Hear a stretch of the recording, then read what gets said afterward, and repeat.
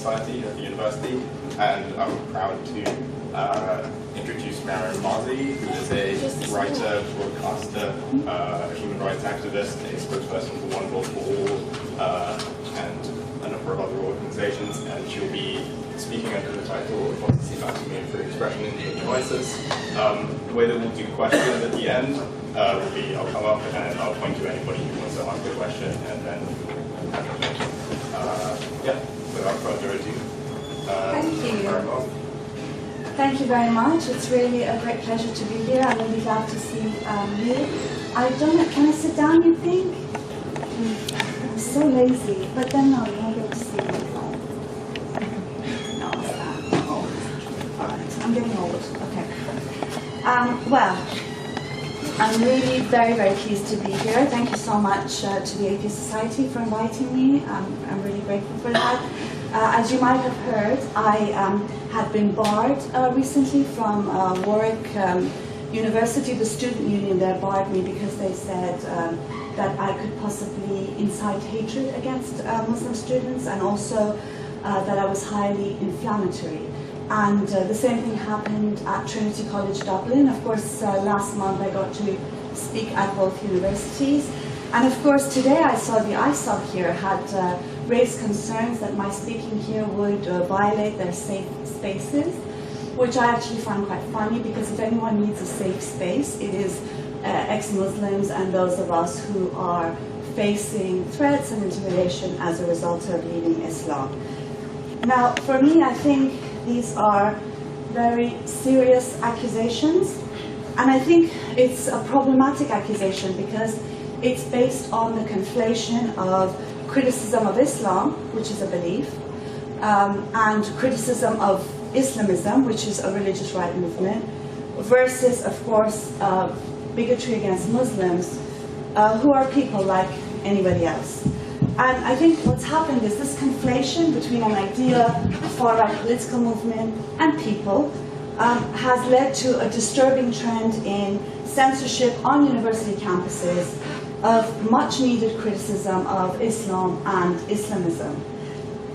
The days, unfortunately, of unconditional free expression, which was championed at universities as a cornerstone of free expression and as a cornerstone of all rights, is now long gone.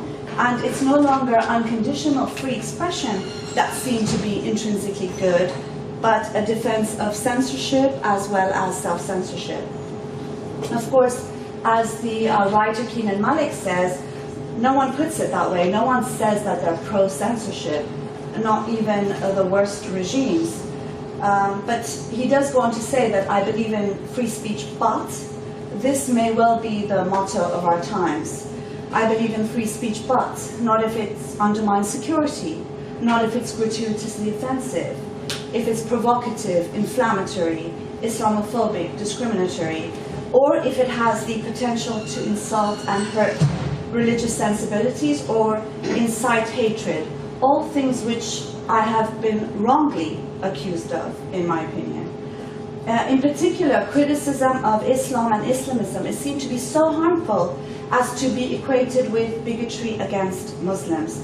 Though, of course, this isn't the case in the same way that criticizing Britain First or the EDL or criticizing Christianity is not the same thing as bigotry against Christians. Postmodernists, such as the Guardian's David Shariat Madari, consider criticism of Islam so antisocial that it's even dangerous. Something, by the way, that his Ayatollah friends in Iran also say, as do the Saudi regime or the Pakistani government. In my opinion, criticism of Islam is deemed dangerous not because of some patronizing concern for minorities, but because in the age of ISIS it subverts and challenges the sacred, which has always been a tool for the control of society in the interest of a dominant class under the guise of defending public sensibilities or morality. Criticism of Islam challenges religion and political power and opens the space for dissent where none is permissible. Oh, sorry. Ironically, critics of religion like myself have never been free to express themselves.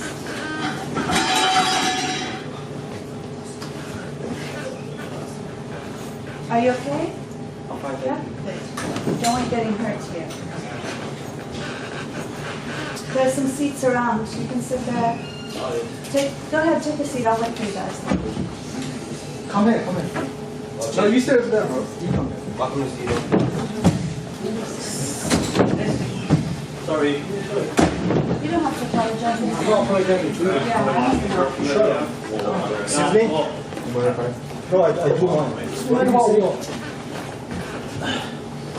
Insulted me. There's no seats.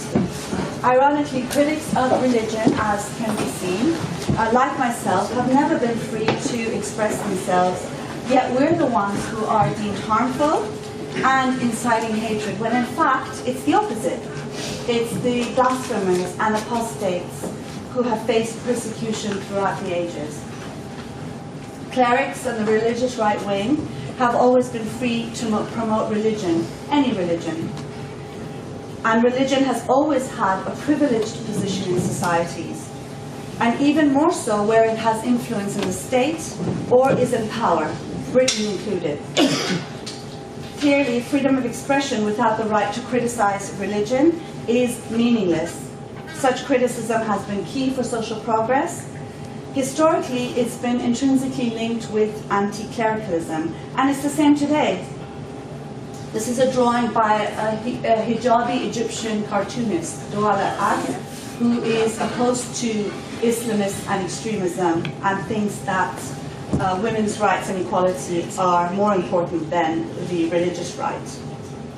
Criticism of Islam and the state are analogous in many places, like Saudi Arabia, like the Islamic State, or Iran, where anything from demanding women's equality or trade union rights, or condemning sexual jihad and the so-called Islamic cultural revolution in a place like Iran, where they purged universities and banned books, or purified higher education. These can be met often with arrest, imprisonment, and even the death penalty.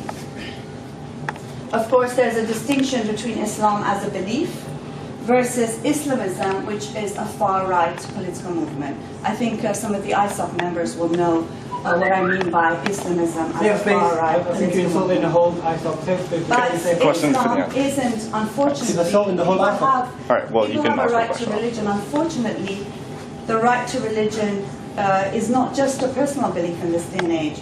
It plays a political role in the form of laws and policies, and as states and extreme right-wing political movements.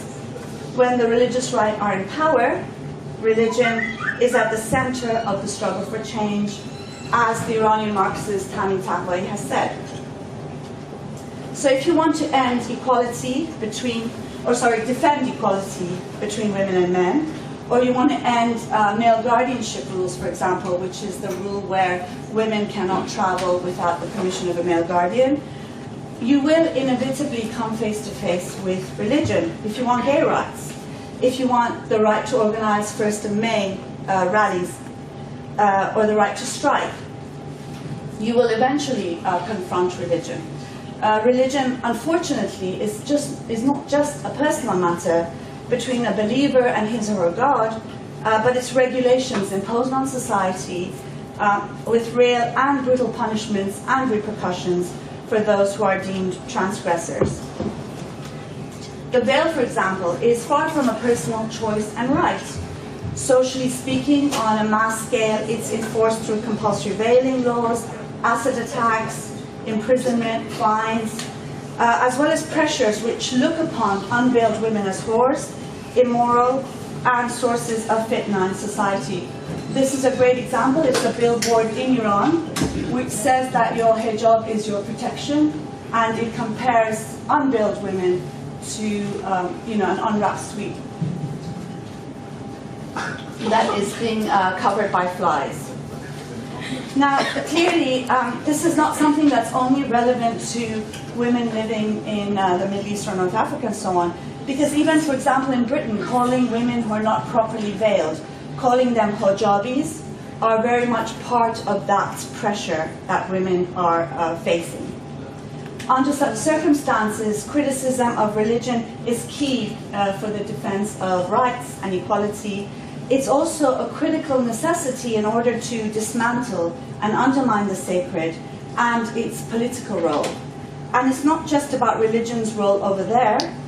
After all, Islamism is a vast global network with huge reach across the world. To give you an example, you've got the Islamic regime of Iran sentencing an artist, Atena Farakdani, to 12 years in prison for a cartoon and for illegitimate sexual relations short of adultery, merely because she shook hands with her lawyer. And it violated the gender segregation rules in Iran. And of course, here in Britain, you also have Universities UK, which is a regulatory body for universities, endorsing gender segregation. Of course, that's now been withdrawn as a result of protests. And student organizers advising women not to shake hands with Islamist speakers because it offends their culture. Which, of course, I find quite offensive, that as a woman, a man cannot shake my hands.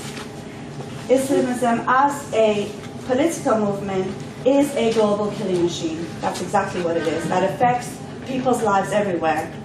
Islamists will hack beloved Bangladeshi bloggers to death in Bangladesh, whilst placing Bangladeshi bloggers who are based in the UK on an international death list. And of course, lovely British jihadis.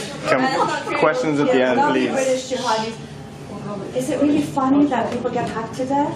It's really funny, but Yeah, it is. I know. I know it's funny for you.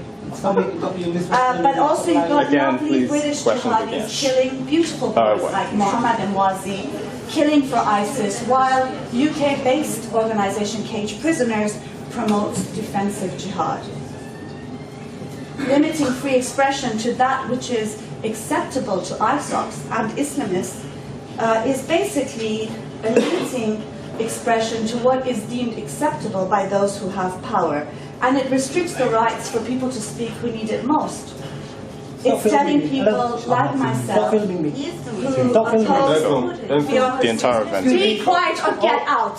Be quiet or get out. I am speaking. Be quiet or get out. Be quiet or get out. Be quiet or get out. Be quiet or get out. If you want to speak, go outside. Be quiet or get out. Be quiet or get out. Don't worry. Don't point that finger at me. Be quiet or get out. You will stop the speech 3 times. Be quiet or get out. Be quiet or Then get please stop out. speaking Be while Mariam is quiet. having her speech. You can ask quiet. questions at the end. Do not Quiet. stop. Be quiet. I'm trying to Intimidate me. You're intimidating me. Oh, you're intimidated. Go to your safe space. If you're going to keep interrupting, then please just leave. The white shot. The white shot. Yes, you're allowed to be here. I'm not asking you. You're fine, but then please quiet down. Be quiet or let me speak. It's not fair. Intimidation. Excuse me.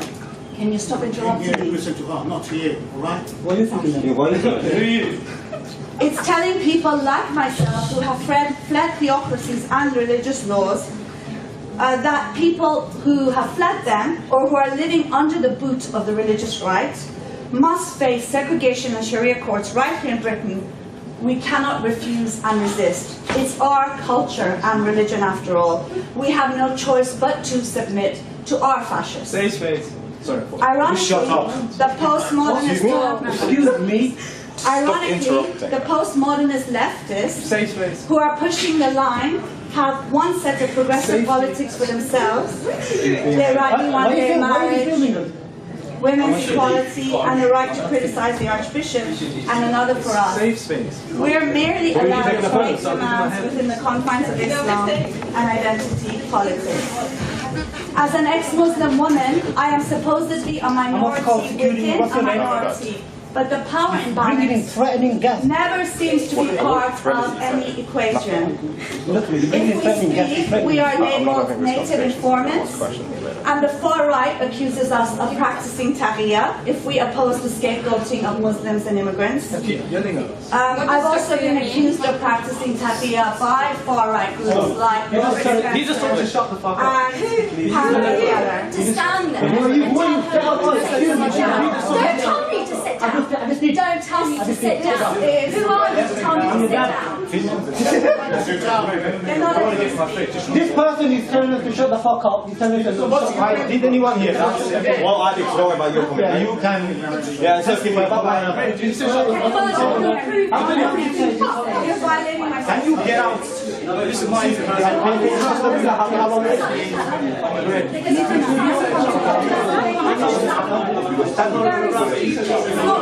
He's the main one. He's the right one.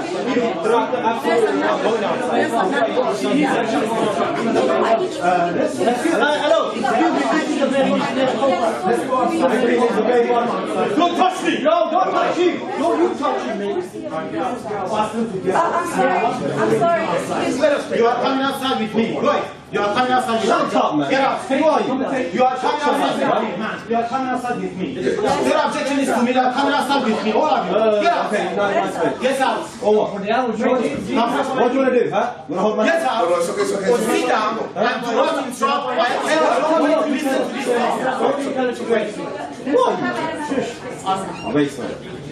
Excuse me. I'm sorry. Excuse me, sir. Excuse me, sir. Why is he going? Why is he going out? No, I do. I'm sorry. Congratulations. I don't want you. We could just each hear what We like you. I'm happy to have a discussion at the end. I'm happy to do that.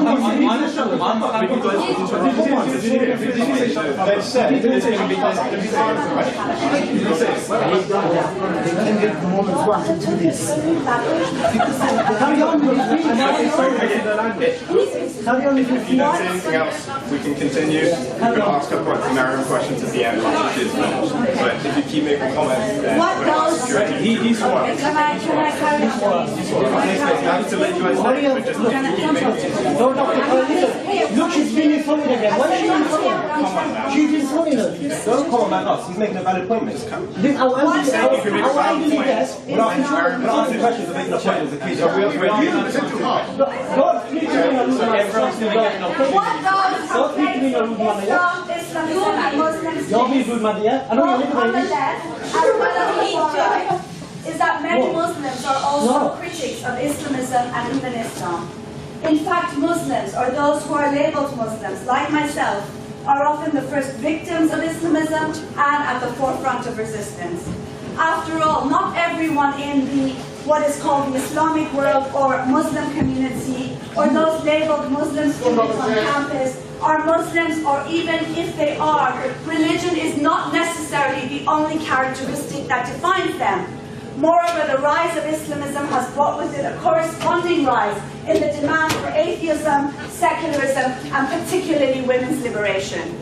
Ordinary Muslims, like all other believers,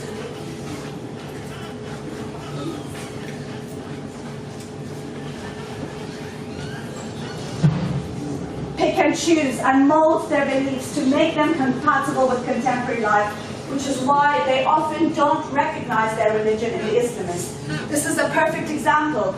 This is after the stoning of Roxana a few weeks ago, 19-year-old Roxana, by the Taliban in Afghanistan.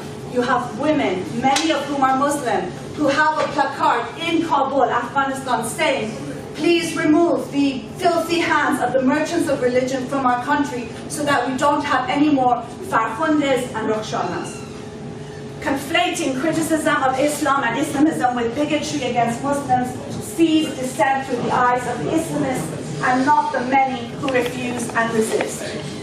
For those who have bought into the Islamist narrative, there are no social and political movements, class politics, dissenters, women's rights campaigners, socialists, just homogenized Muslims. And you should read Islamists when they talk about Muslims, who face intimidation and discrimination if an ex-Muslim woman speaks on a university campus. This is the problem with multiculturalism and identity politics. The homogenized group identity is the only one that seems to exist.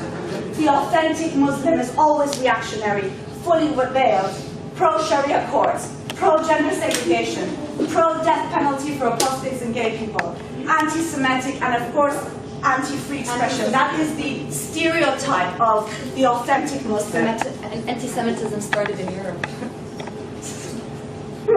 Here's a photo of in Iran, veiling is compulsory.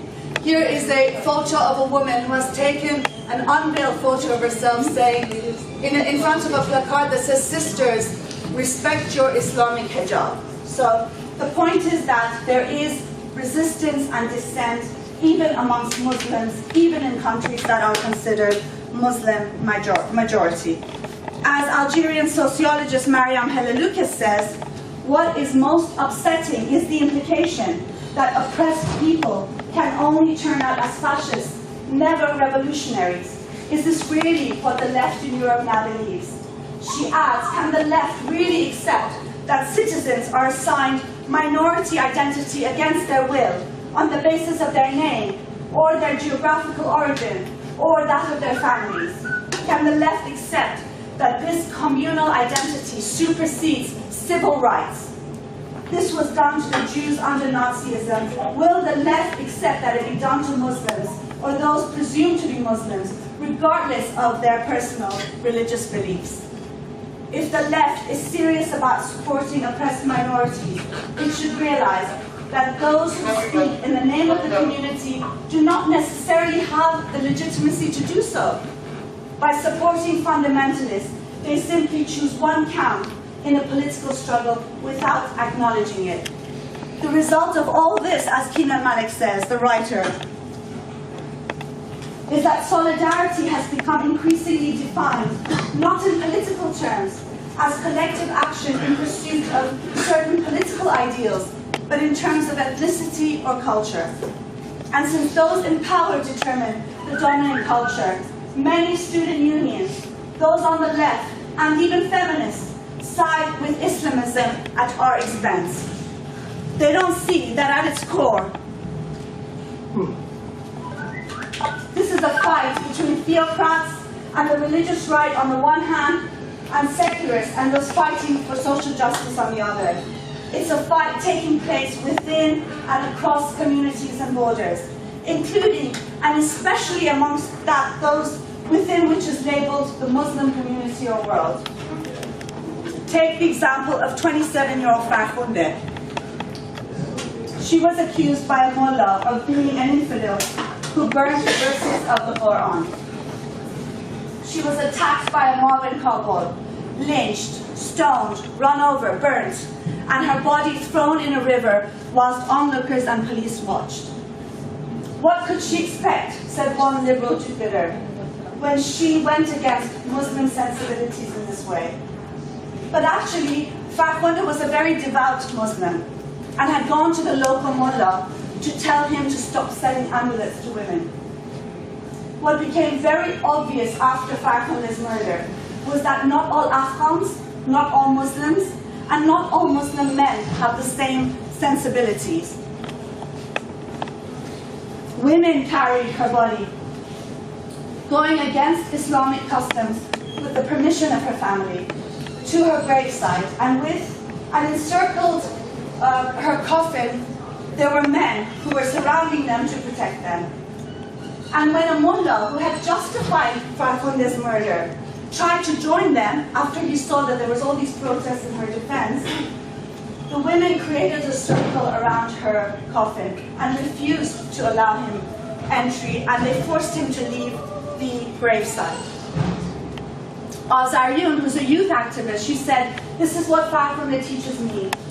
Together we can change the narrative that others write about women."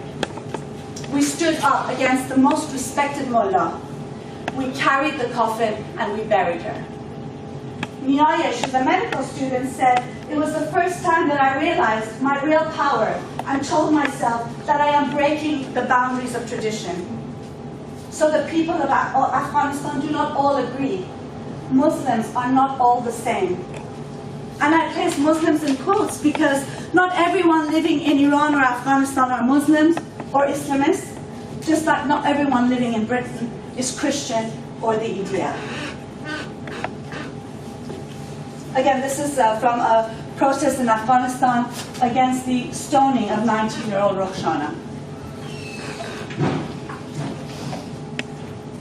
everywhere from Iran to Afghanistan to Algeria, there are women and men who break taboos and change narratives and stand against religion's encroachment in people's lives and against Islamism. Charlie Hebdo is another good example. 145 writers opposed Penn's award to Charlie because they said it was valorizing offensive material that intensified anti-Islamic, anti-Maghreb, anti-Arab sentiments that are prevalent in the Western world. But as Salman Rushdie said, the Charlie Hebdo artists were executed in cold blood for drawing cartoons, which is an entirely legitimate activity. It is quite right that Penn should honor their sacrifice and condemn their murder. This issue, he says, has nothing to do with an oppressed and disadvantaged minority. It has everything to do with the battle against fanatical Islam, which is highly organized, well-funded, and which seeks to terrify us all, Muslims as well as non-Muslims, into cowed silence. And a lot of people, including Muslims, agree. Mustafa Urad, he's a native Algerian and copy editor for Charlie, who was killed in the attack. A French Muslim cafe owner was threatened for putting Je suis Charlie sign in his East London coffee shop. In Turkey, 2 columnists from a daily are facing an investigation for religious defamation after featuring the Charlie cover.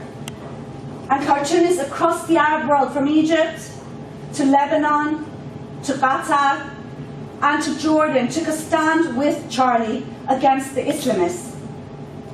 Even in Iran, which is a theocracy, where blasphemy, apostasy, enmity against God, heresy, and 130 offenses are punishable by death, you have someone like Nasrin Sotoudeh, who's a human rights lawyer, showing her solidarity with Charlie.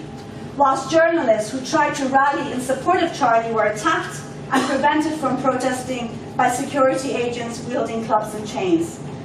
An Iranian newspaper was shut down for publishing a photo showing Charlie, solidarity with Charlie. So clearly, not all Muslims are offended, and even those who are do not go on to kill for it.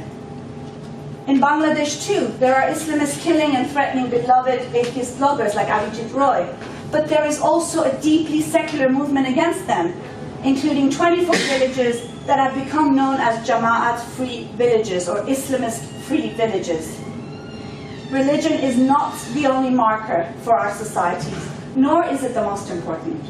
I, for one, only read the Quran after I became an ex-Muslim and an atheist. I was born into it, just as nearly everyone is, depending on where they're born. It's geography and your parents' religion that mostly determine yours. In Iran, I didn't have to veil. I went to a mixed school. I wasn't treated differently because I was a girl. I hadn't heard the terms taqiyya or jihad, and religion only became relevant in my life when it came to power in Iran. Then the veil became an issue. Then Hezbollah types were sent to my school to separate the girls from the boys, though we ran circles around them.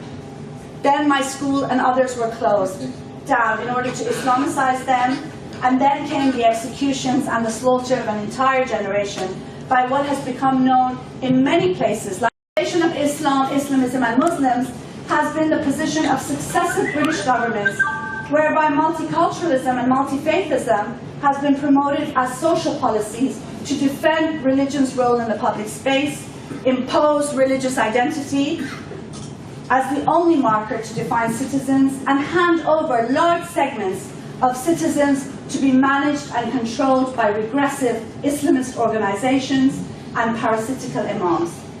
This has been part of the neocon project for the extreme right-wing restructuring of society. There are no more citizens, but segregated communities with their own faith schools, their own faith-based services, and even their own faith-based courts, separate and unequal. The far right too, can I give you my bag, please? Sorry. Thank you. The far right too, which claims to despise multiculturalism, benefits from this idea of difference in order to scapegoat the other and to promote its own form of vile white identity politics. Ironically, left groups, and I say that as someone who is on the left, which are traditionally anti-state, reiterate the government's multiculturalism, multi-faithism, and identity politics, as well as the far-right narrative, and side with our oppressors by placing individuals into homogenized, restrictive boxes, denying diversity and dissent, and equating all Muslims with Islamists, albeit in different ways. Rather than siding with the vast secular and progressive movements in the so-called Muslim communities and the so-called Islamic world, this section of the left, the regressive left, they side with and push the Islamist narrative that denies universalism, sees rights and equality as Western, sees secularism as Western, and justifies the suppression of women, apostates, and blasphemers under the guise of respect for other cultures, imposing on innumerable people the most reactionary elements of culture and religion, which is that of the religious right wing. In the world of these apologists, the oppressor is the victim, the oppressed incite hatred, and of course any criticism is bigotry. Of course, where the Islamists are in power, there are no such niceties about concern for minorities and safe spaces. Dissenters are prosecuted for blasphemy, apostasy, enmity against God, full stop. People like Raif Badawi, sentenced to 10 years in prison and 1,000 lashes in Saudi Arabia for raising the question of religion and politics. People like Shahrukh Zamani, found dead in prison cell recently after being sentenced to 11 years in prison for labor organizing in Iran, where the right to strike is deemed to be haram or religiously forbidden. Women's rights campaigner Suad al-Shamari, who's imprisoned on accusations of insulting Islam and the Prophet in Saudi Arabia, merely because she demanded an end to male guardianship rules. Or what about poet Fatima Naoud? She's on trial in Egypt for insulting Islam because she criticized Islamic animal slaughter. Or what about 47-year-old Roya Nobacht, sentenced initially to 20 years in prison in Iran when she went back to visit her family for insulting Islam, only because on Facebook she said that the Iranian regime is a little too Islamic. Saying Charlie Hebdo cartoonist had it coming is like saying that Shahrukh Zamani deserves to die, or that Raif Badawi deserves his lashes for being inflammatory and offending Islam or the Islamists in power. Here, of course, rather than accusations of blasphemy or apostasy, critics face charges of Islamophobia and offense. What's packaged as the culture of offense is really Islamism's imposition of blasphemy laws under the pretext of respect for Muslim sensibilities. As I've said before, this is very much the government's line as well. In September, the police removed artwork by Mimsy from London's mall galleries now because they said it would have potentially inflammatory content. And this is it. Basically, it shows mice lurking in the background, featuring children's toy, Sylvanian families, after the police raised serious concerns on the potentially inflammatory content. I'm going to show you 3 more of this inflammatory content. Try and avert your eyes if you cannot tolerate this sort of inflammatory content. And it's actually just a very good example of how Islamists prowl on the innocent, on civilians, while they're eating, while they're at the beach, while they're at school. The culture of offense, in my opinion, is a smokescreen. It serves to legitimize Islamist terror and blame the victims. And it misses the point. Being a woman, being gay, being unveiled, being improperly veiled, being an atheist, going to school, driving a car, having sex, falling in love, laughing out loud, all of these things offend the Islamists. Calling for civility, censorship, safe spaces, silence, or respect for the offended is merely heeding the Islamist demand for submission at the expense of dissenters. But as Rosa Luxemburg has said, freedom is always the freedom of dissenters. Charges of offense and Islamophobia aim not to prevent bigotry, in my opinion, You cannot stop bigotry by censorship, but to stop criticism and deflect legitimate outrage against Islamism, its risk aims to prevent blasphemy. And this is a great Jesus and Mo cartoon, which I'll give you a chance to read, which personifies this sort of accusations of racism.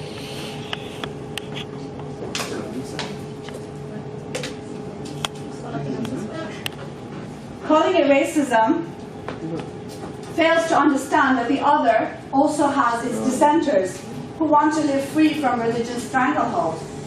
Because isn't it racist to imply that all Muslims cannot tolerate criticism and free thought? Why do you turn it off? It's okay, it's okay, it's okay.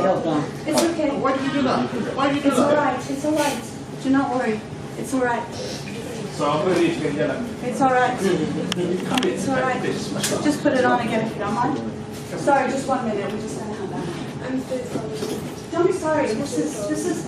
I actually like you to see this because nothing I say can prove what I'm talking about. That's okay. You don't have to be sorry. You don't have to apologize for anyone. You don't have to apologize for anyone. Please don't do that because my parents are Muslim. You do not have to apologize for anyone. It's okay. Just 1 minute. We're going to turn it on. I have to wait because I want to show you something, so I'm sorry, I've got to wait for you. This is eating up into your own question and comment time, so which I'm sure you have lots of things to say. So.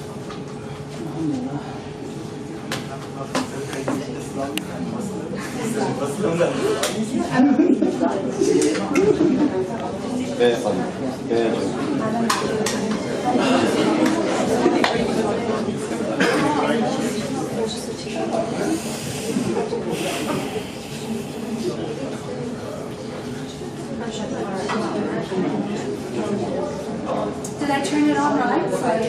Maybe I don't know what to do.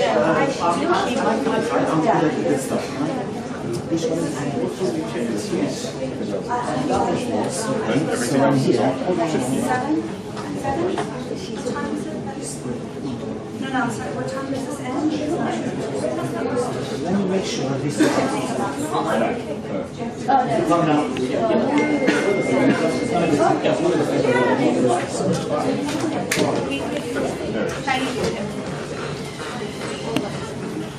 Now, this is the example I wanted to give you was the problem with this conflation.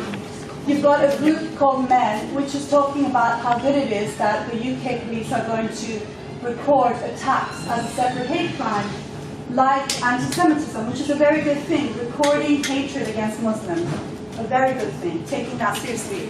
But what I want to show you is how this is conflated. Later on they say, this is the first major step in completely outlawing Islamophobia in the UK. Make dua that just like anti-Semitism, anyone who writes or says anything malicious against Islam will be prosecuted in the future, inshallah. This is what I want to talk to you about, this conflation between criticism of an idea, criticism of a far-right movement, versus bigotry against people. Huge, huge difference between them. In my opinion, I agree with the term anti-Muslim bigotry, but in my opinion, the term Islamophobia is a political term that's been coined by Islamists, by their apologists, in order to scaremonger people like me into silence and to censor dissent. The solution, in my opinion, lies in going back to basics. Citizenship rights, equality of people, irrespective of one's beliefs, respect for people, and not for religions and the religious right, an end to faith-based initiatives that divide and segregate, universal rights, one law for all, with, of course, equal access to justice, because one of the things we're seeing are major cuts in legal aid and services for people. And of course, I think it's important to have an uncompromising defense of secularism and the separation of religion from the state. And of course, unconditional free expression. As the philosopher Roger Scruton said earlier this month, if you invoke the law at all, it should be protect those who give offense and not the one who takes it. But of course, everything is now the other way around. And to combat the normalization and legitimization of censorship, free thinkers, in my opinion, should celebrate blasphemy. They should celebrate apostasy. We're not allowed to leave Islam. We can be executed for leaving Islam in 13 countries. Then it becomes all the more important to renounce Islam publicly by groups like the Council of Ex-Muslims of Britain. This is a hashtag we started less than 2 weeks ago. It's had 100,000 tweets. And there's a lot of really, first of all, a lot of Muslims who've come out in support of this tweet, saying that I'm a Muslim, but I think people have a right to leave Islam if they want without threats. And also, there have been some really heart-wrenching stories of the issues that people have faced with having left Islam. And the difficulties of leaving a faith that your family believes in, and not wanting to hurt your family and upset your parents, while at the same time also speaking for yourself and believing what you like. When it's possible to shout one's atheism from every rooftop, then the very need to do so will no longer have the same urgency. Blasphemy and apostasy are not a denial of religious freedom. There can be no freedom of religion without freedom from religion. They're linked to each other. You can't just defend the right to religion without also defending the right of people to be able to leave religion if they want without threats and intimidation. And I think in this day and age, in the age of ISIS, criticism of religion is an essential aspect of being fully human. This is a picture of Kurdish fighters in Sinjar, which was taken over by ISIS. They kicked ISIS out and they are burning the ISIS flag. Those who consider these sort of acts, or apostasy or blasphemy, as culturally inappropriate, Western, colonialist, they're only considering Islamism's sensibilities and values, and not those who resist. Here's another wonderful picture of a Kurdish fighter breaking down a billboard that had been set up by ISIS, telling women to dress in that way. This is after Sinjar was liberated. Only when we begin to see dissent, acknowledge that it is linked to our own, and defend universal values, will we be able to truly honor our dissenters, stand with them, and push back the religious right. Clearly, free expression is key in all of this. It's not a luxury, it's not a privilege, it's not up for sale. And for many of us, it is the only way that we can fight to breathe, to challenge those in power who stifle us, and to demand change. Limiting free expression is not just censorship, as Salman Rushdie says. It's an assault on human nature. Human beings, he says, shape their futures by arguing and challenging and saying the unsayable, not by bowing their knee, whether to gods or to men. In the age of ISIS, I think this is a historical task and necessity. I would like to end with a plea on behalf of migrants. There's a lot of things that are said about migrants. They're either they're all supposedly ISIS and jihadis. They're all here for, I don't know, to take welfare and to shop for the best welfare that's available to them. Whereas in fact, if you look at those numbers who are fleeing, they're fleeing from countries where there's war, US-led militarism, as well as Islamism. Syrians, people from Iran, people from Afghanistan. There are people who are fleeing real human rights violations. And I think it's crucial that if we oppose Islamism and the far right, if we defend people's right to live as they choose, then we must also defend migrants and refugees. In my opinion, they are some of the best in our societies because they refuse to live under conditions that are unfair, and they dream that they can actually manage to survive the horrendous journey that they have to go through in order to have a better life. There's a wonderful picture of some Iranian migrants at the border, Macedonian border, and they've got a sign, they've got all these police in front of them, and they've got a sign saying, we want freedom too. And that's why I think it is hugely important to also defend the rights of migrants. Thank you very much.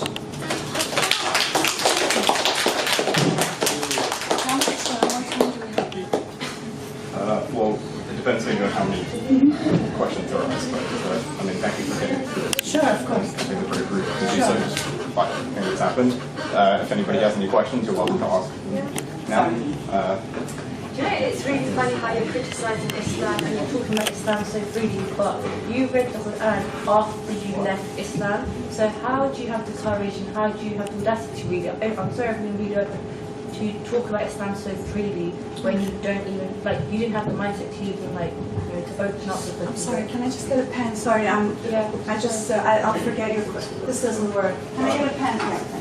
Sorry about that. Yeah, sorry, go ahead. So the audacity to talk about Islam? Yeah, after you left Islam, you opened up the Quran because you said, you know, hijab is not compulsory, or this isn't compulsory, or that's not like this, Islam isn't like this. Well, in the Quran, if you had read it beforehand, you would have had all the answers there. Okay, thank you.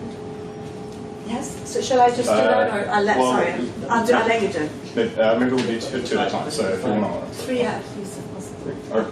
Yeah, I think you should really also distinguish between ISIS and these extremists and Islam as a religion. I can assure you that no one in this university supports ISIS. And by the way, my dad is a convert. So I'm not forced to be Muslim.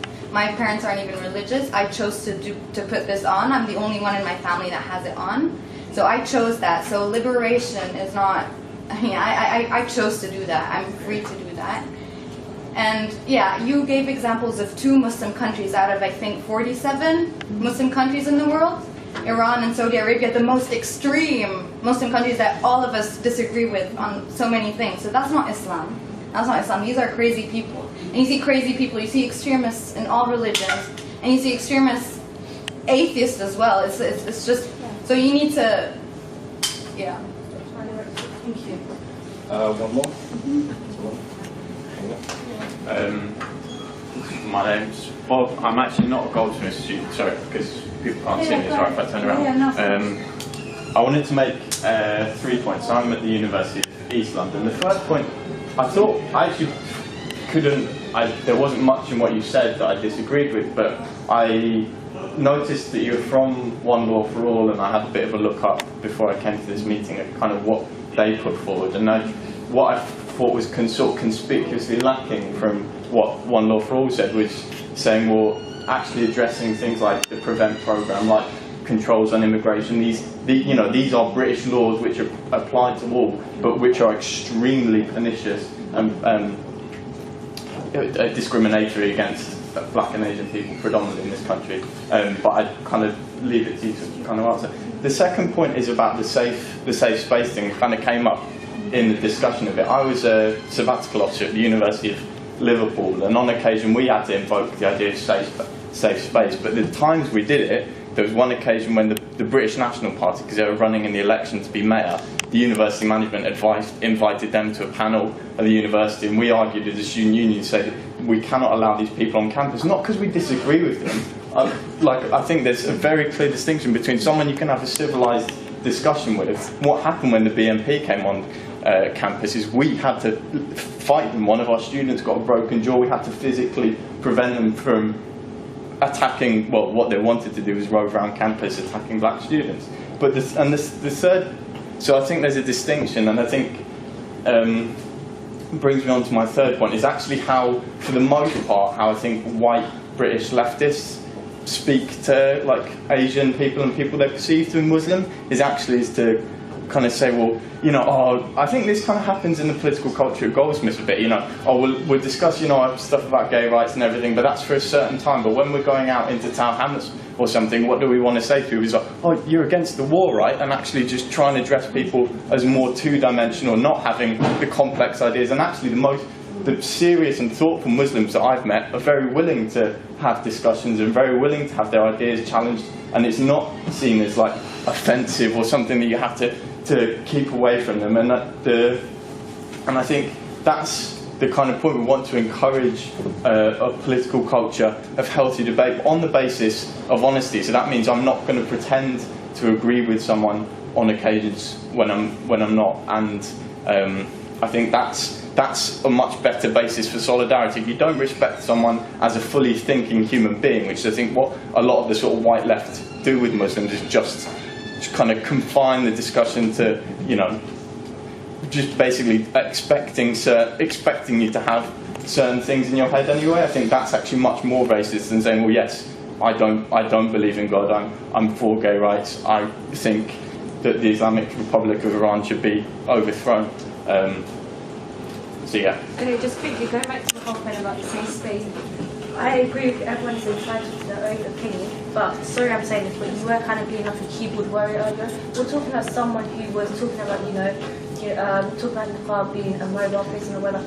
You can bring people in, you can do whatever, but if you're going to invite someone in, of course put forward your opinion, but don't come out and criticise other people, their beliefs, doing whatever it is. You have no right to do that.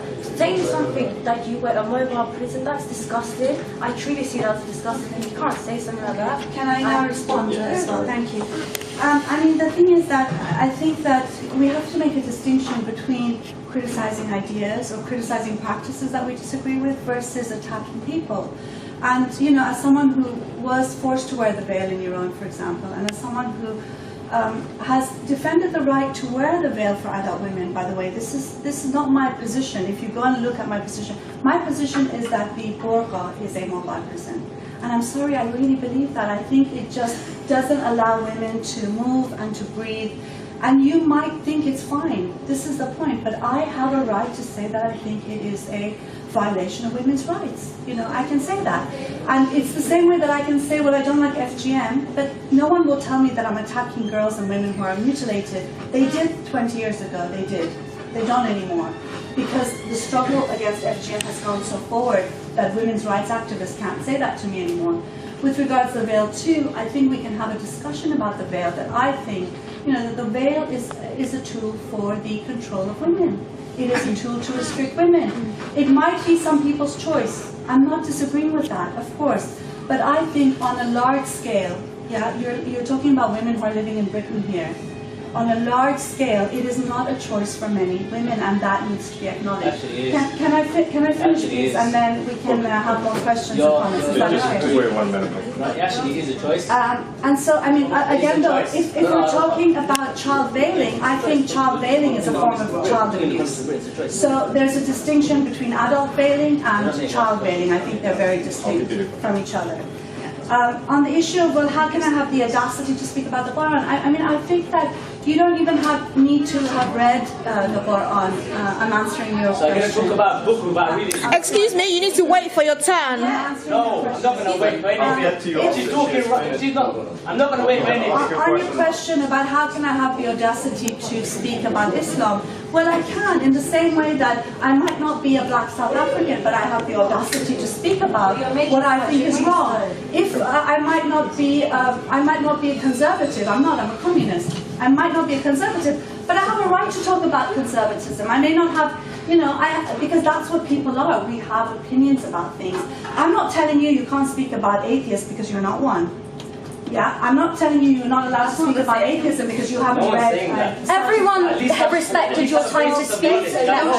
What I'm saying is stop shouting stuff out. Nonsense. Just wait, man. If you're going to keep shouting stuff out, then... No. You can't talk about something. You have no knowledge. You can't talk about something.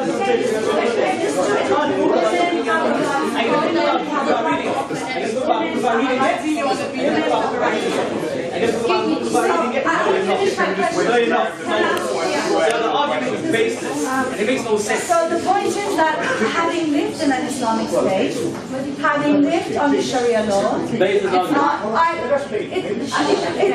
my opinion and I don't believe in it. I don't agree with it. I think Sharia law is misogynist, it's homophobic, it's inhuman, and that people have a right to challenge and dissent. And also, for all of you here who are defending it, do you know that the vast majority of people who are sentenced to death, who are in prison, women who are facing forced, are not being given the right to divorce, a majority of them are Muslims.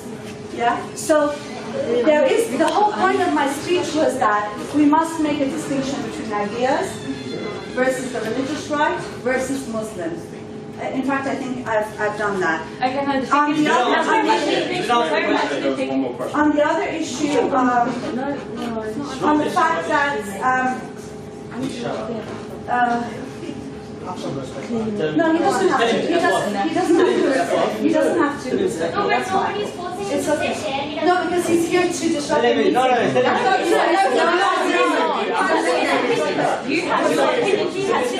Yeah, but why can't you guys let her speak? You've had your time to speak. We respected you. We said, okay, speak. We all listened to your opinion. You did, but can she not answer your question? And then after she answers your question, you can say whatever you want, right? I mean, I think that was one of my points, is that when you look at the British left, a large segment of it, and I'm someone who's on the left myself, they have one set of progressive politics for themselves and another for Muslims. And the rest of us, we are only allowed to criticize Islam, criticize Islamism within the confines that has been given to us by identity politics and multiculturalism.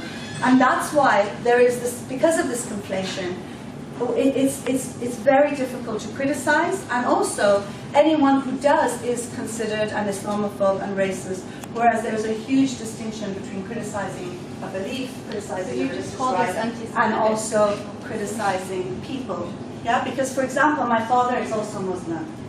A lot of my family members are also Muslim. They don't want my death because I'm an apostate.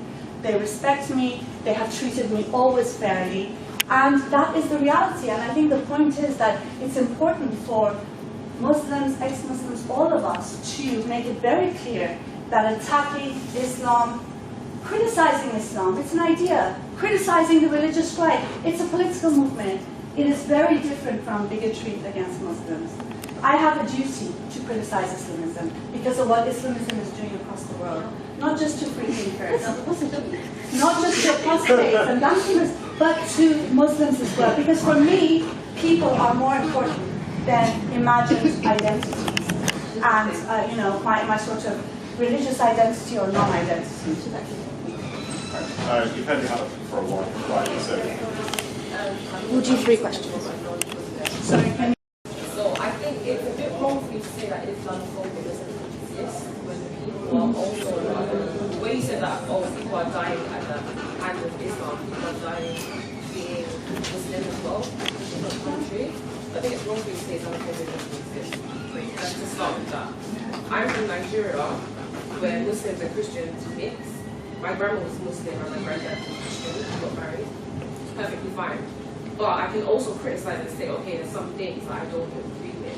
But it's one thing to criticize, another thing to be disrespectful. Because I'm a Christian, and people that disrespect God, you can't do that around me. It's just not fair, because you have to back what you're saying with proper points. And for you to, I feel like what you're saying, one side you're saying, oh, there's Islamists and then there's Muslims, but then you find a way within linking them together, and we're not making a distinction between your two. Basically, you started by saying there's Islamists and Muslims, but then you basically try to say that they're the same. Yeah, that is what everyone in this room would say so. Yeah. And secondly, using your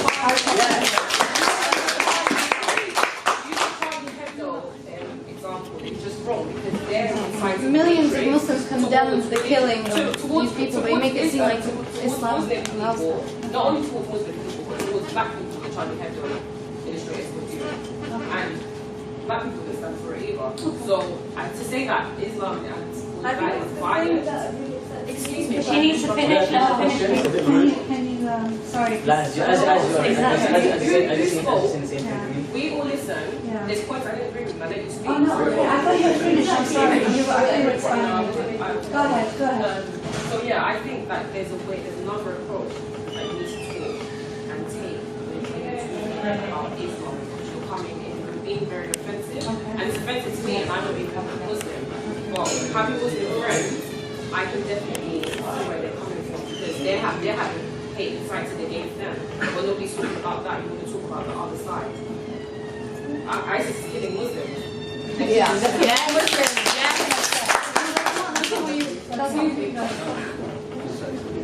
Can I? You're saying that's what you said, but you also said some other offensive things. That's why I'm saying. I think what I'm really upset about is this is a woman from Iran. I think you can understand, from that country, who's speaking here today in front of us as a human being, telling us about her experiences, we should respect her because she's literally speaking about. Let her speak, and then if you disagree, you can like raise your hand and say, I disagree. You don't have to attack something. I feel so ashamed. Like, I can't. I really want to appreciate What do you mean? Go ahead. Sorry, what makes you so angry that you have to attack somebody? Yeah, I mean, I'm mostly attacking that because I read the Quran. I read 5 times a day, but I have people like you guys who are just constantly putting a bad name to Islam. What? Our Prophet said, please be respectful towards elders. I know. Do it in a respectful manner. Sorry, what was that? Sorry, what was that? What was that? Sorry, what was that? Sorry. What did you just say? What did I say? It's hard for me to really speak. So you're saying I'm misogynistic? Excuse me. No, he's not. Just because he The truth on the show. Can I address these two first, please? On the issue of offense, I mean, again, the thing is that there are many things that offend me. Yeah? Apostasy laws in Islam offend me. The fact that I am threatened to death because I want to leave Islam offends me. The fact that 13 countries, it's not funny, 13 countries are British. 13 countries are punishing people who are deemed apostates and blasphemers to death. This is a reality for a large number of people. And it's not just atheists like myself who are being punished, because in many countries people won't even admit that they're atheists because it is punishable by death. It includes people who are Muslims because they didn't do exactly what the state expected them, an Islamic state. Okay, you might tell me this is not a real state, this is not real Islam, fine. But you don't decide what real Islam is. It's the Islamist movement with power that decides.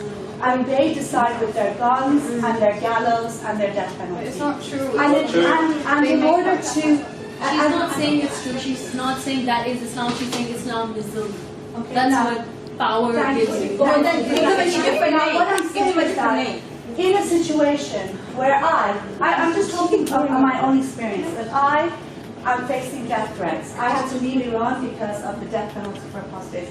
Do I not have a right to say that people have a right to leave Islam, that people have a right to criticize Islam, without fear and intimidation? That apostasy laws, even if you think that someone who is a blasphemer and an apostate is a disgusting, vile human being, doesn't that person have a right to live?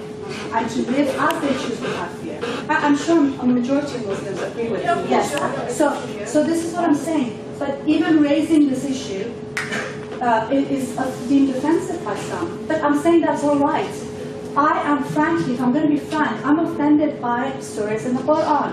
I'm offended by Sharia law. I am, because that's my opinion. It might not offend you, it offends me. But that doesn't mean that I don't think my father has a right to be a Muslim. It doesn't mean that people don't have a right. Of course they have a right. And my beliefs are offensive to some people. That's fine. The point is that when we immediately say that anyone who criticizes is offensive, we are trying to shut down debate. What's the problem? What's the problem? I can listen to Islamists talk day in and day out about women, about ex-Muslims, about gay people. I can handle it. Yeah, we live in a world where we have differences of opinion. If we cannot speak because it offends the other, we're not going to be able to say anything, because in reality we are all offended by something. I'm offended by things, you're offended. There's none of us here that finds nothing offensive. It's not possible. So, charging anyone who comes to say something as, you're being offensive, you've got to do that. And I think the main point here is this. You can hate my ideas. It's not the same as hating me. Yeah? And it's the same for me. I can hate certain ideas. It doesn't mean that I'm anti-Muslim or that I don't want equality for everyone, Muslim or not. Don't forget, many of my family are Muslim. And I know, but what I'm saying is that, and also the racists can't tell us apart. For racists, we're all Muslims. I'm actually an undercover jihadi because I defend migrant rights, for example, according to the far right, and so on and so forth. So this is what I want to say. Charlie Hebdo may offend you, but it doesn't offend me. And I think that's the issue here, yeah? we should be able to talk about it and agree that we will not necessarily agree on everything. My point is that let's offend each other if we have to. Let's disagree if we have to.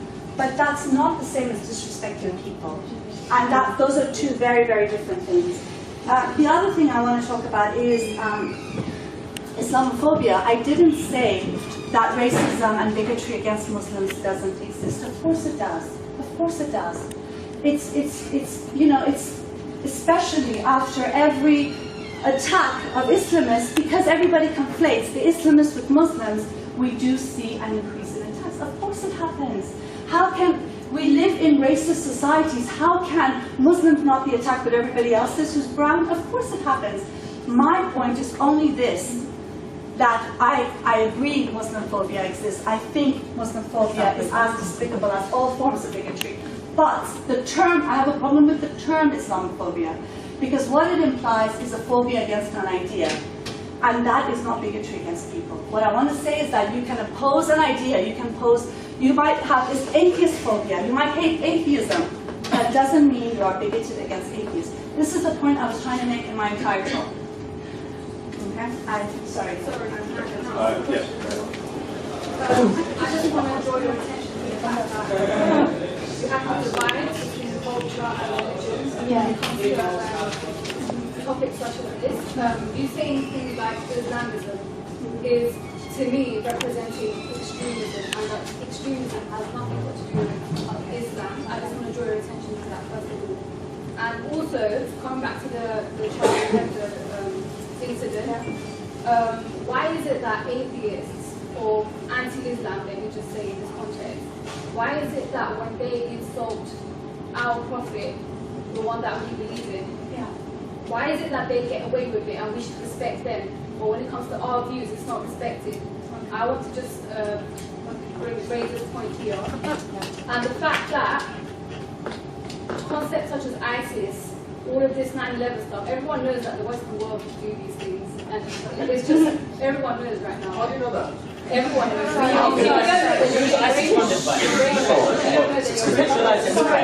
Sorry. Do you see this intervention? I listened to you for an hour now. I had my hand up for like 10 minutes. And I respect you as a person. Please, go ahead. I respect you as a person, and I understand the point you're making about women's rights. However, we need to distinguish between culture and religion. In my religion, paradise lies underneath the mother's feet. Yes. About women's rights, that's purely cultural and lack of education as well. Thank you. And I can go on about this all day, but yeah.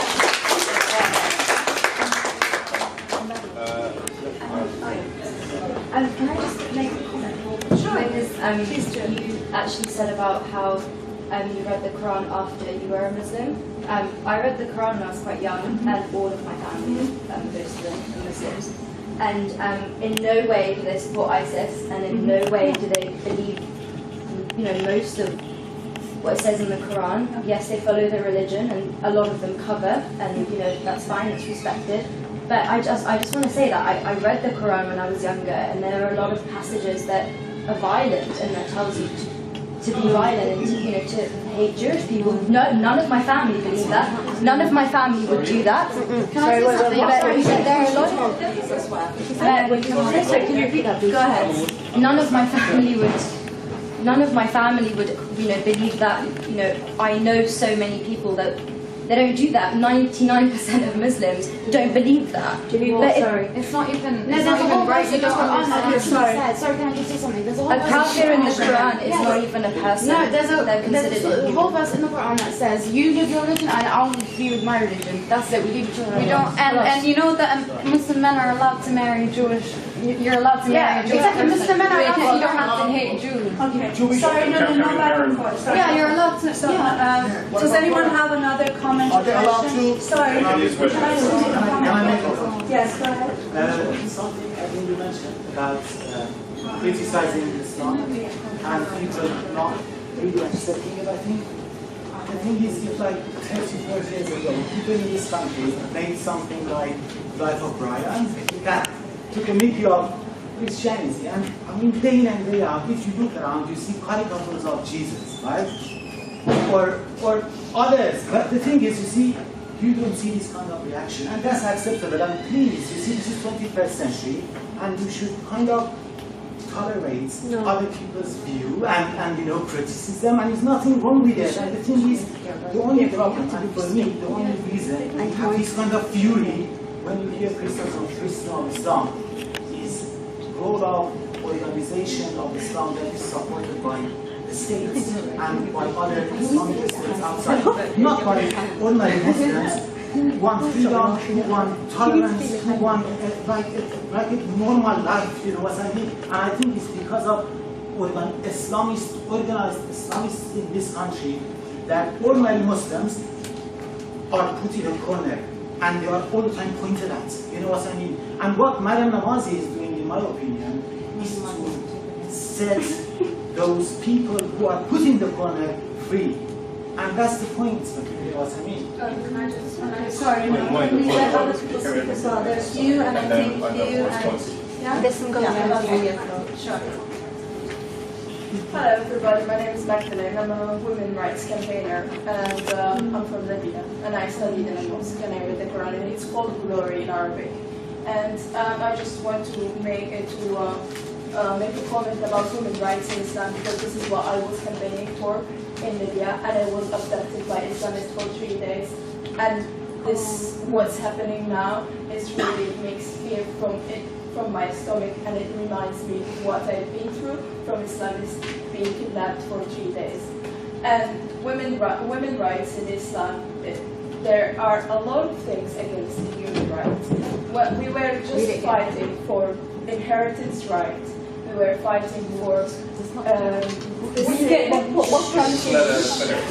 She's from Libya. Inheritance rights, because inheritance in Islam are not the same for men as for women. So it's only the women have half. Why the women should have half of the man's rights for inheritance? That's unlogically, that's unacceptable, that's against women's rights, against the human rights. Another point was the shahada in the court, which is shahada testimony in the court. Women are not allowed to give testimony in court unless they are accompanied by 4 women. Or 2 women and a man. So their testimony is half the man's testimony, because they might forget, and so the other women would remind her, which is, it's not logical. And this is what we were fighting for.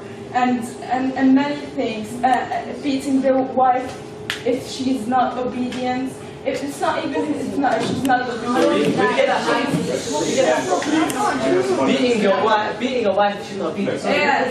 Do you understand that you live in the UK? Yes, I understand I live in the UK. Yes.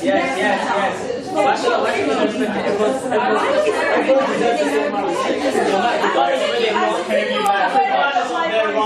Do you want to hear from my point from where? Listening. Yes, I'm all ears. Yeah. وإن خفتم نشوزهن فاضربوهن فاهجروهن في المضاجع أو اضربوهن. Speaking, can you understand? I'm quoting the Quran. I'm quoting the Quran. So that is what we were fighting for women's rights, to be the same as in legal terms, in the law. Yeah? Even before you speak about the fact that it's not going to be what I like. What has it got to do with it? It's next to Palestine.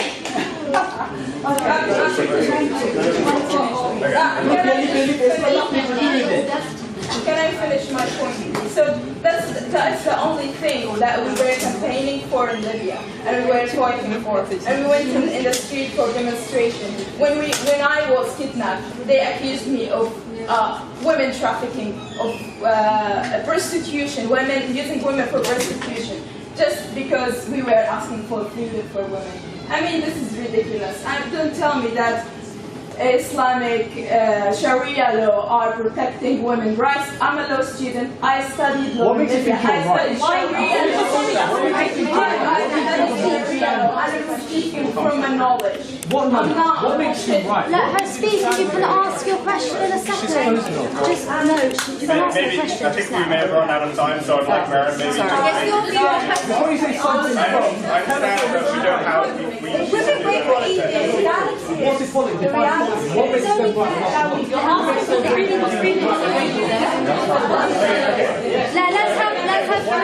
Let's have three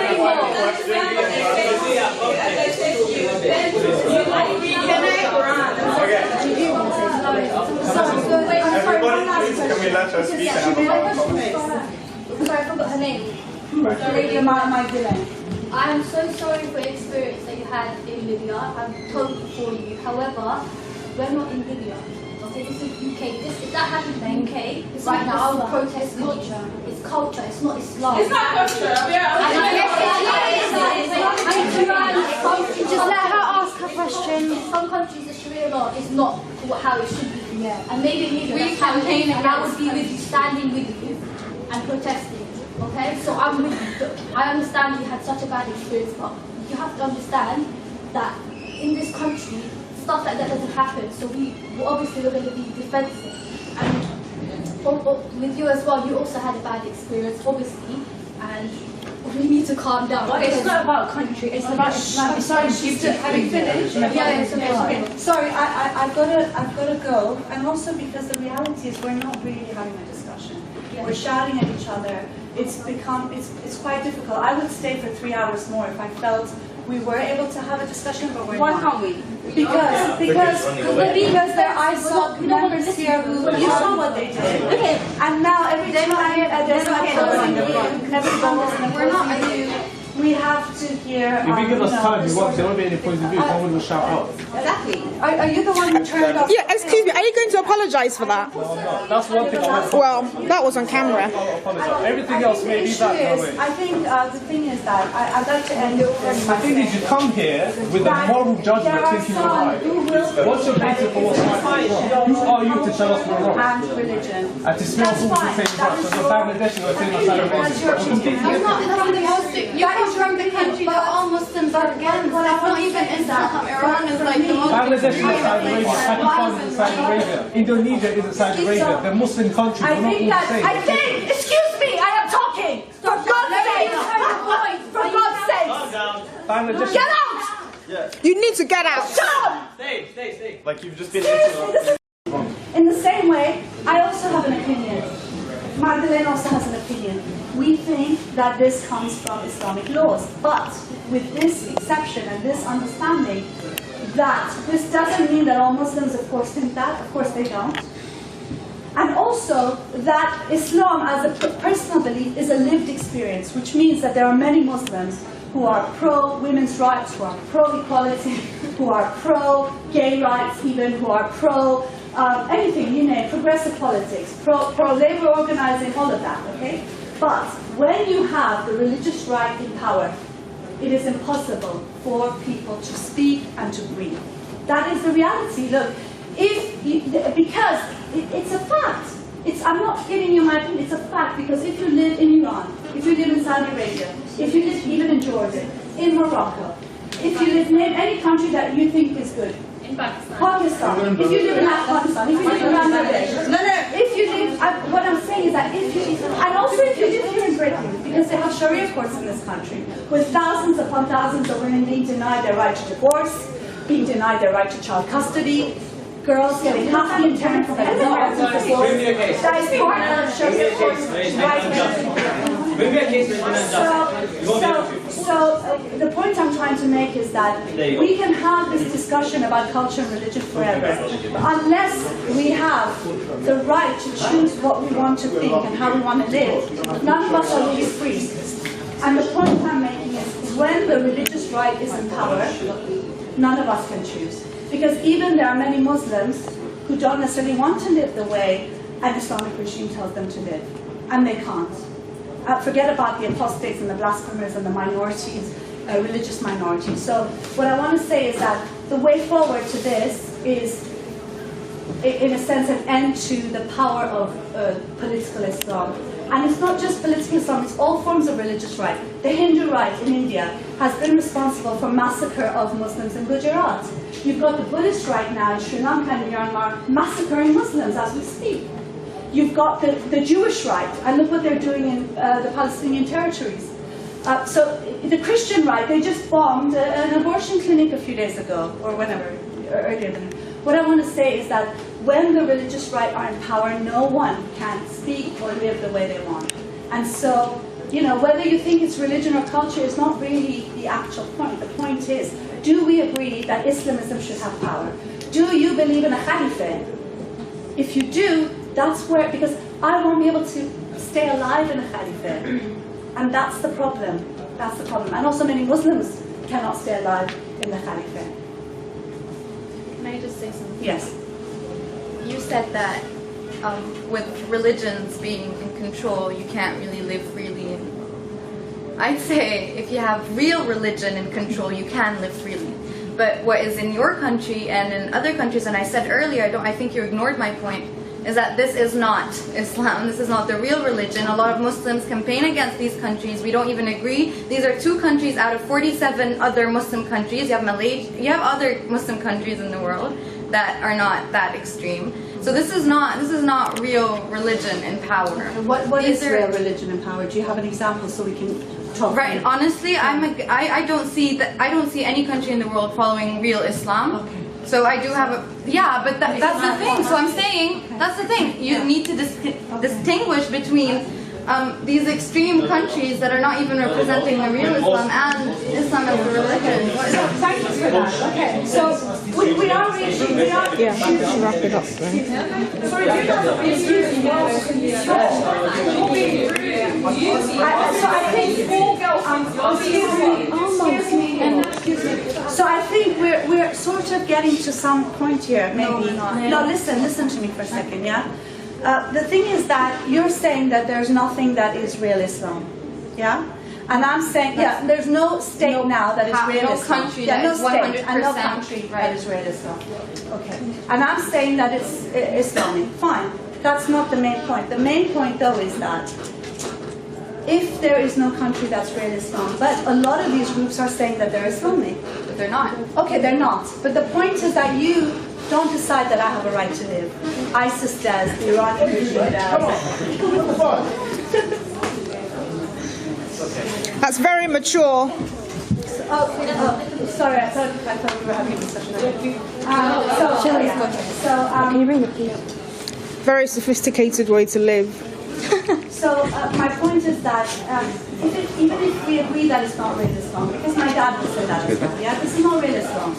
And you know, because I know my dad is the most lovely person in the world, I would say, you know, he really believes it's not real Islam. I believe it is, but that's not the point. My point is that these are countries that are saying that they're Islamic. They're imposing Sharia rules, yeah. They're also quoting from the Quran, from the Hadith, from Islamic jurisprudence. So my point is that it's not you who's very nice and having a discussion with me who decides my rights under Islamic State. They do it. It's them. So whether you agree with it or not, they're the ones who decide what we are. Yeah, but they're wrong and we're against them. We're Muslims and we're against them. So that is fine, but they're you want to come, but that's why I'll be with you. I can come up now and tell you how bad these people are. So what I want to say is that's not Islam. What is the solution? That's what we need to do. It's not to get rid of Islam. I didn't say to get rid of Islam. I never said to. You said if there's religion in control. But I said political Islam. I'm calling them Islamists. And that's real Islam. I said that the Islamists, the Hindu right, the Jewish right, the Buddhist right, the Christian right, if they don't have political power, there is more of a chance for us all to be able to live in a society, whether we're believers and whether we're non-believers. Because good Muslims do not make the laws in Iran, in Saudi Arabia, in Indonesia, in Malaysia, in the north of Nigeria, in Indonesia's Aceh Valley has brought stoning now. They have brought floggings and amputations. This is different from Muslims. This is about a far-right political movement that uses Islam as a banner, but that is first and foremost a political movement. If we don't make these distinctions, we're not going to get anywhere. We're not going to get anywhere. basically, I think what you got from my you've got the right. I'm not saying that it's offensive to criticize Islam. I would tell you that if I'm bringing up why we're not allowed to drive, I would tell you that why we're in Nigeria or my grandma's. I would tell you the same thing, but it's the same way. It's like saying, for instance, it's just the way you come about it, the way you project it. Obviously, you're saying to me, if someone came into the room saying they hate Muslim is Islam is a hate, they're not going to stick it towards someone who comes in a diplomatic way saying, okay, I think you can change this, I think you can change that. Because I have a discussion with my friend, they don't think I'm Muslim, whereas I say they don't think I'm Muslim. The way you go about it, I think that's where it should be in this country. Can I say something in my defense? Look, the thing is that I want to great pains to explain the distinction between Islam, Islamism, and Muslim. And you have to understand that as an ex-Muslim, as someone who's deemed a kafir and an apostate and a murtad, I am fighting for the right to be able to criticize and lead Islam out here. Not just for myself, because this is exactly. So let's get this out. This is what I'm fighting for. Yeah, it's because this is not just a personal issue for me, but an issue for many people. You start the ex-Muslim because hashtag 100,000 people joined it in less than a week. This is a huge need and demand for people living in the so-called Muslim world, Islamic world, as well as within communities here in Britain and Europe. So, you know, this is something that I have to do because I go further than criticizing Islamists, and I say, I want the right to criticize Islam. You think it's offensive? My point is that, okay, so you're offended, and I'm offended. That's fine. Why can't we be offended and still manage to have a conversation about something that is a matter of life and death for many Muslims as well, for many Muslims. But if we're not even allowed to come to a university at Goldsmiths to say that people have a right to leave Islam, that have a right not to be called a kafir, that have a right not to have people who I admire, who are my heroes, like Raif Badawi, facing 10 years in prison in Saudi Arabia, or you know that beloved Bangladeshi bloggers who happen to be atheists and seculars are hacked to death in the public. Well, you know, I'm sorry if it offends some people, that's fine.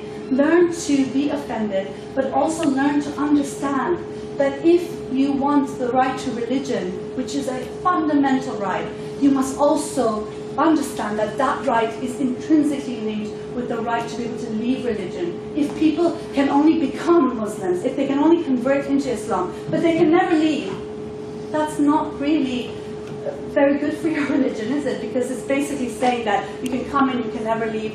The religion is not confident enough to allow people to come and go as they choose.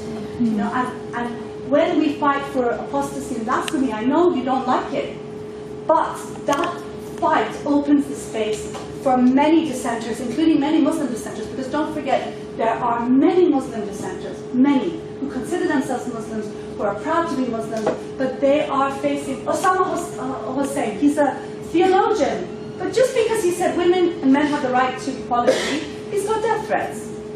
In Britain, his family runs a Sharia court, one of the worst Sharia courts. What I'm saying is that this is not just my fight as a apostate, in the same way that the fight for women's equality is not just a fight for men, for women, it's also a fight for men. The fight for apostates is not just a fight for apostates, it's a fight for everybody to be able to think as they want and to have opinions that are controversial, that are considered inflammatory, and to have a right to do that. Yeah, I understand what you mean. I'm just saying, for instance, like, Shall I let her? You interrupted me while I speak. Oh, sorry. I had to finish. Anyway, yeah, sorry. So what I was saying was that it's like, for instance, the reason why I wanted to bring that up is because Hitler doesn't represent Christianity, even though he done his thing to the name of Christianity. Okay. So what I'm saying is that these kind of tools, I understand that they're informative, but they can go in a way where they can influence and push hatred towards Islam. They can go either way. They could be open to us that have it, like we can listen and we understand what you're saying, but they can also fall in the wrong hands of people who are already very extreme against Islam and who can fight these. My point is though that my first enemy is Islamism. as I think it is many of ours, yeah, and the religious right in general. But also, can I please also be able to say I don't like Islam without fearing for my life, without having my meeting disrupted? Is that possible? In the same way that you have a right to defend your religion, and I defend that right, can you also defend my right to say I don't like Islam? I don't want to be part of it. I don't want to be Muslim anymore. And you know what? I hate all religions. I think religions are medieval, superstitious, anti-woman, homophobic ideas. And can you please...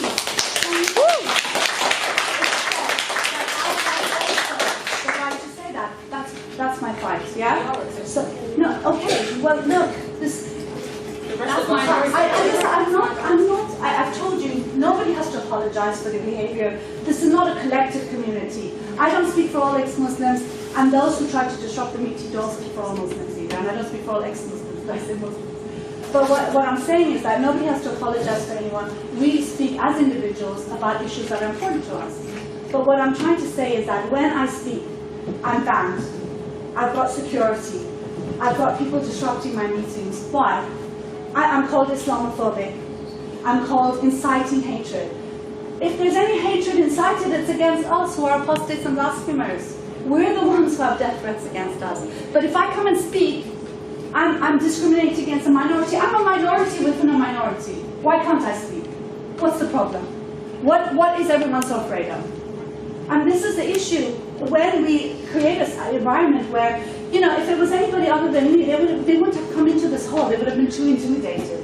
But I've fought this Islamic regime for 30 years in my country, so this does not intimidate me. But what I want to say is that this shuts down debate, and it doesn't allow us to discuss issues which are a matter, I've said this before, a matter of life and death for all of us, not just for me. Sorry.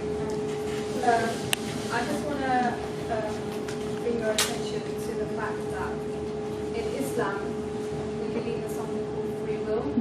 And coming back to the point you said about leaving Islam, I respect you as a person wanting to leave Islam and agreeing with certain aspects or all aspects of Islam itself. And free will provides you with that right to leave, use your mind to make these decisions, make these choices, and also bringing back to the fact about the lady that brought about the fact that women's rights are, abolished and stuff in Libya, and you bringing up all these extremist cases in so many different countries around the world. But to me, that proves the fact that this issue is mainly cultural rather than Islam itself. To me, that proves the point. Rather than proving that Islam is,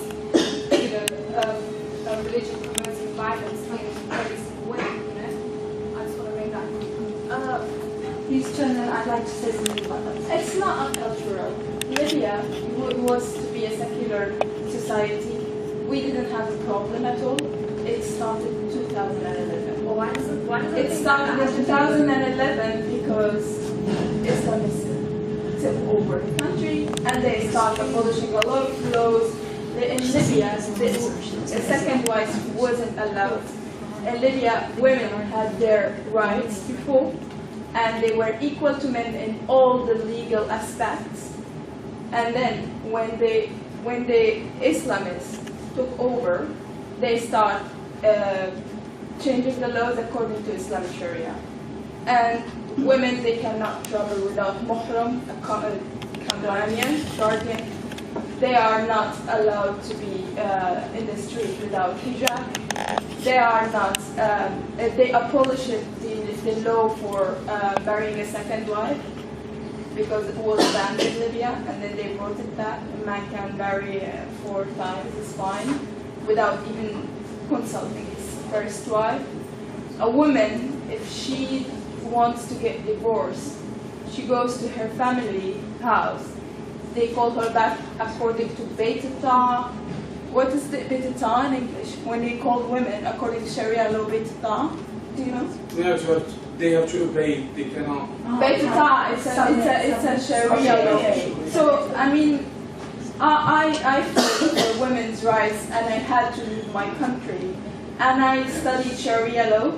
I studied the Quran. I went to the mosque. I mean, I know what's going on, and this is my opinion. And if you think that this is not in the Islam and it's not in the Sharia law, I really advise you to read. And I really advise you to read. And another thing, the leaving the Islam, according to Islamic Sharia, there is something called Haddur Ridda. Haddur Ridda is killing in Islam. If you leave Islam, you have to be killed. That's Haddur Ridda. And if you disagree, and if you think I am wrong, I just advise you to go and search. That's all I can do. I advise you. That's your opinion. I'm not saying you are wrong. I'm not insulting. I'm not here to insult anybody. Seriously, I'm not here. I'm sorry. Just a moment. I'm not here to insult you. I'm not insulting you. I am saying if you think what I say is wrong, just make sure. That's all. You told me also, I've been told to go and read the Quran. It's okay, okay? But the thing is that we can not agree with each other and still respect each other as people. Well, she's not respecting We don't. But I am respecting you. I am respecting you. That's all right. First of all, Assalamu alaikum wa rahmatullahi wa barakatuh. I studied in Quranic school. I know Quran by heart. And I'm not here to speak about Islam. I'm here to speak about the facts. Let's speak about, I'm not here to speak about faith of people. I'm speaking about what is happening in countries with Islam is state religion. I came from a country where Islam is state religion, where you go for more prison if you're gay, if you speak about Islam, if you speak about monarchy, more than if you molest kids. And you got child molesters that go for 2 or 3 years in prison. I read 7 to 15 years in prison that I get on my back in my country because of speaking against Islam. Al-Azhar in 2015, the biggest Sunni authority in the world, called the President Sisi to execute all atheists, and anyone who reads Arabic, they can go and check. In 2015 in Kuwait, someone who just wrote in Twitter something about Islam and they go for 15 years in prison. I don't care about what Quran said or what the Hadith say. What I care about is the laws that are implemented today. In 2015 in those countries, in Tunisia, someone only shared the Danish cartoons on Facebook. What happened? 7.5 years in prison, while people who went to the American embassy and sued the American embassy and destroyed the American embassy got 2 years suspended in prison. People, because they say there is no Allah, there is no God in Indonesia, they're in prison for 5-6 years. So we're not here having a theological debate, but what we're having is actual life stories of people that are being languishing in prison, that are dead of fear to speak against Islam in countries where Islam is state religion. And you say, what if people who hate Islam instrumentalize this speech against Islam? But what about all those who instrumentalize Islam and hate speech to kill atheists and all that? What about all those who kill people in the name of Islam and instrumentalized it? Actually, the big death toll that exists ever is that the people who killed in the name of Islam. And as we speak about misogyny and misandry, if the case is there's many events where people hated Muslims and anti-Muslim bigotry, but the biggest picture here is when Muslims, when those terrorists, when those Islamists attack in the name of Islam. So when people use the Quran, and you can say misquote or whatever, to do what ISIS are doing, what Al-Shabaab are doing, what Mujahideen in Azawad, in Mali, destroyed very authentic manuscript of 12th century of Islam. So I think it is not on us. Really, it's not the priority that people who use our thing, when Allah Himself cannot protect His book from being used by people to do all the atrocities that are being done in this time, today, in all those Islamic countries. He's a representative of you. Of course, Imad bin Habib. Me, that's the point. That's the only point. Sorry, yeah. Can we let her speak as well? Go ahead. I think I've noticed a double standard because if we, like us Muslims, didn't agree with the laws in the UK, we would be told to leave, like go back to the country. However, if you don't agree with the laws in Muslim countries, why are you guys not told to? I don't get that. Why don't you go to a country where your rights and your free will or whatever is respected? I don't understand. Where is that? Okay, I get it. She said, Can I address that?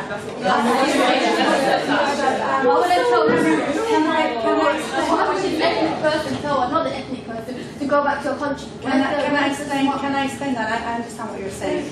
But the thing is that you're right. I mean, also I'm told to, the minute I defend migrant rights, I'm told to go back home. And it's interesting because no matter how many generations your family has lived in this country, we're never citizens, you know. The minute you disagree on basic fundamental things, they tell you to go back home. And I tell them, well, if, you know, where are you going to send the white EDL supremacists or Britain first? You never say, send them home. But the minute you have a discussion, even with Islamists that I oppose, you know, the solutions are always deportation, send them back home. Send them where? Many of them are British born. If they've done a crime, well, arrest them. Why send them to another country to make the lives of other people miserable? If they haven't done a crime, well, they're you know, I don't think hate speech even should be criminalized. In my opinion, a lot of what the Islamists say, a lot of what the Islamic society say in this country are hate speech against apostates. But, you know, hate speech, I think some things that are in religious texts could be considered hate speech against apostates. Fine. People should be allowed to speak, including the BNP, including UKIP, all these discussion groups should be allowed to speak. Islamists should be allowed to speak, because that is where we can have a debate and discussion and challenge views that are inhuman and unfair. So, you know, telling people to leave is not the solution. I think we're dealing with a political movement. We have to address it politically, and that's hugely important. Address it in the country then? I do want to say, we can, well, everywhere, yeah, because don't forget, Islamism is not a, it's not an international issue. You know, some of you raised that, because you've got, you know, caged prisoners in this country who defend Mohammed Emwazi, who goes and kills for ISIS. They called him a beautiful boy. And caged prisoners in this country promotes defensive jihad. Yeah, so in this country. This is very late. I said in my speech, you've got Islamists killing people in Bangladesh, you've got them putting UK-based bloggers on death lists. So this is an international movement. In the same way that the people fighting Islamists in Pakistan, in Bangladesh, in Egypt, in Algeria, are part of our movement, and we are part of theirs. It's a very internationally linked movement, and we need to help each other and show real solidarity with that. The problem is, though, that I think what's happened is, because of identity politics, it's become such that only Islam and Islamism seem to matter, and not, you know, people. And I think that's fundamentally a problem, because the minute you talk about someone being stoned to death, you know, you see people glazing over. Oh, but that's not Islam. Well, come out and oppose stoning to death. I'm not saying you don't, yeah. But I'm saying that there is a thing. There's only, you know, only certain cases are defended. You know, Raif Badawi, because he criticized religion. Have you come out to defend him, for example? Good. Yeah, that's what we need to do. Yeah, as well as we should be defending Islamists who are in Guantanamo, because that's just inhuman. The sorts of the years and the sort of abuses that are taking place there. Fine. But what I'm saying is that when it becomes a question of identity, we fail to see each other's humanity, and you know, it's because, you know, the problem is every time we have a discussion, we either have to hear how great Islam is. Fine, it's great, but it is killing people under a banner of a political movement. It is the banner of Islamism, whether you like it or not. You know, you've got ISIS, Islamic regime, Taliban, the Mujahideen, Al-Shabaab. They are all saying that they are speaking in the name of Islam. Real Islam, not real Islam, we might disagree on that. But if we are going to live in a world where we can actually breathe, all of us, and not be afraid, we've got to get rid of the Islamists. That's my opinion. And not just the Islamists, we've got to get rid of the Jewish right, the Christian right, the Hindu right, the religious right. This is a battle between all of us who are secularists, who are free thinkers, whether we're religious or not, who think that religion is our right, but as a private matter. I think atheism is my right, but as a private matter. And if we can agree on that basic principle, that we have a right to think what we want, but are we going to work together against Islamism? But that's only if we think Islamism is a problem. I'm not sure. I'm not sure if we agree on that. And I think a lot of the debate is, you know, the defense of minority rights and, you know, you're offending me, this is culture, not religion. All of this sort of creates this, you know, throws mud into the air when our fight should be against the Islamists, and it is a fight of all of us, I think, you know, and one that is, I think, a matter of life and death. There truly, many people are no longer safe, including in Britain, and so it's something that we all need to work on together. I think I'll take, because you're so lovely and you've been keeping your hand up. Is there anybody else after that? Maybe we can, 2 more, and then can we end it there? Is that okay, anybody else? Yeah? Okay. Sure. I like the point that you just made a few minutes ago, the fact that we need to tackle the issue of extremism within every religion, and bring it back to the point that you raised about killings in the name of Islam.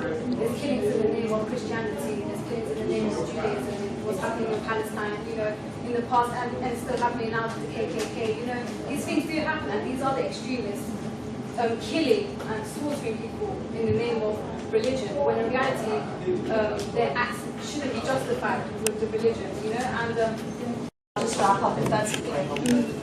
Yeah, I really agree with what. I think as everyone was talking today, I kept on thinking about like the situation in Syria and the Syrian refugees. I think everyone here is in agreement that the situation is terrible and people have been like defending them so much. So I think what I want to say is that no one in this room, no one in this world, in fact, can like tell us what Islam is or Christianity is. No one could, because these things are like open to subjective interpretation. At the end of the day, but the thing that's happening in this world, which is factual, that people are dying. People are dying. Syrian refugees that everyone talks about in this room are dying because of a political ideology under the guise of Islam. But that's factual. I really just want people to remember that. I really do. Thank you. Yeah, final comment. I'm actually very happy that I was here today and I witnessed this, and I'm very glad you are as well. I think it was an amazing opportunity for me to listen to you, all your criticism and all your points, and I think you are the ones who should recognize those politicians in your group. They are the ones who do not let this discussion happen. They are the ones who are depicting your identity as citizens in this country. And I think you should be aware, and it is your job to put pressure, everyone's job to put pressure on those activists so that we can discuss anything you want, and such big issue, which is so important for everybody, in a calm way, like this. That's my opinion. I just want to make a few points, if that's okay, before we go. One is that killing happens in all political movements that use religion as a banner. And I said that, the Hindu right, Christian right, Jewish right. If there's a difference, if Britain First hasn't killed as many people as Islamists, in my opinion, it's only because they don't have the power. They would do exactly the same thing. And we've got examples of the Spanish Inquisition, the witch burnings, all of that was done in the name of Christianity. But, having said that, today, the religious right that has the most power, that has state power, is Islamism. And for me, I come from a Muslim background, so it is my fight, more than anything else. And so, the question I have is, why can we not just speak about Islam and Islamism without always being told about, what about this, what about that, what about this? I know, everything's bad. US-led militarism is disgusting. To me, it is the other side of the religious right. They feed off each other, they help in recruitment, and they make the world a bleak place for everyone. But can I, please, also focus on Islamism? Because that's where most of my death threats have come from. Can I also, please, say that I agree that there is a distinction between Islamism and Islam, but can I also please criticize Islam as well? I need to. I want to. In the same way that you come here and eloquently defend your religion, I would like to make fun of it. I would like to criticize it. It's an idea. It's an idea that we should be open to. Just as you are free to criticize and make fun of me as my ideas. Communism, it's a ridiculous idea for many people. Fine, say it. I won't call you a communist vote, because that's part of this discussion. Make fun of me as an atheist, talk about atheists going to hell and whatever, fine. Some might call it hate speech. I say I don't care, just let's speak, because that's where we're going to go forward. The other thing is I want to say that the only way we're going to move forward is if ideas and if far-right movements are not as important as people. If we are constantly worried about offense, don't offend me, don't do this, don't talk about Islamism. If you talk about Islamism, you have to also talk about, you know, the Israeli state's occupation of Palestine. You also have to talk about US militarism. Don't talk about Islam unless you talk about all religions, and on and on. You know, if this becomes the discussion, we're not going to get anywhere. So let's agree to even bash each other's ideas, but to work together on fighting the religious right in all its forms, and to say, in my opinion, I think the key is to say, no idea is sacred, no idea is off limits, but human beings for me are sacred. So I can criticize your opinion as you can criticize mine. I'm not disrespecting you because I might disrespect ideas I don't like.